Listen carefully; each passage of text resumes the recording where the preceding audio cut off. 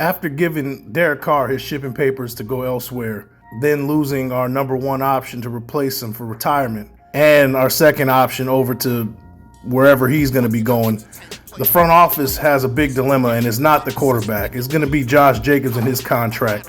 Now, all-pro running back Josh Jacobs, fresh off a breakout season where he led the league in rushing yards with 1,653 rushing yards and 12 touchdowns, while amassing over 2,000 total yards of offense, is slated for a big payday.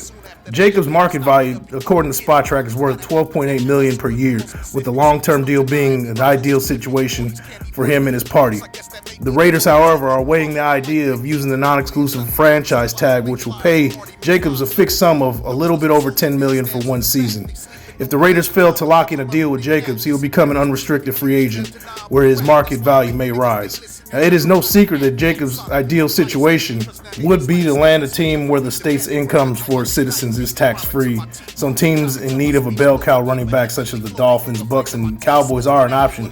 However, the Raiders still remain in the driver's seat to retain Josh Jacobs. To solidify the idea that the Raiders are the sure-shot favorites to retain the all-pro running back, Jacobs, in an interview with NBC's Florio and Chris Sims during Pro Bowl weekend, says this regarding a long-term deal. That franchise tag to turn into a long-term deal? You don't want to do one more year, right? Oh, yeah, nah, man. I mean, I want to be a Raider for life. And you know, honestly, man, I don't want to play this game too long. I want to retire when I'm 30, you know. Still healthy. And go about my, you know, being able to play with my kids and things like that. Paying Josh Jacobs a long-term deal is well-deserved and should be priority number one in this offseason period. Jacobs, according to SpotTrack, has performed above the average in yards per game, 80 versus 77.1, and average touchdowns per game, 0.68 versus 0.64, in comparison to comparable running backs in this current market, like newly paid running backs Aaron Jones, Nick Chubb, Dalvin Cook, and Joe Mixon over the previous two seasons. Jacobs has also played in over 5% more of games than the previous mentioned running backs. If the Raiders and Josh Jacobs can meet at a sweet spot in terms of a solid number, this can be advantageous for both parties.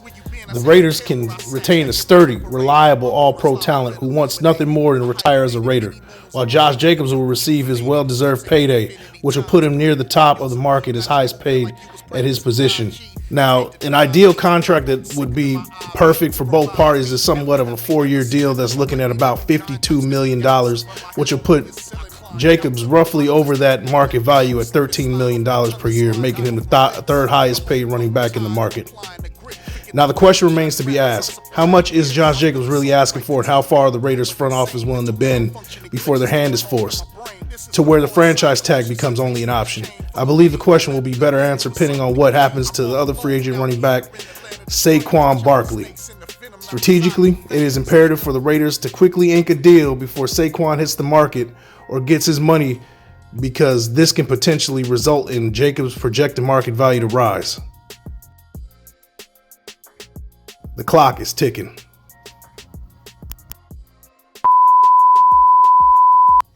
This has been a Big Mike and Planet Raiders production.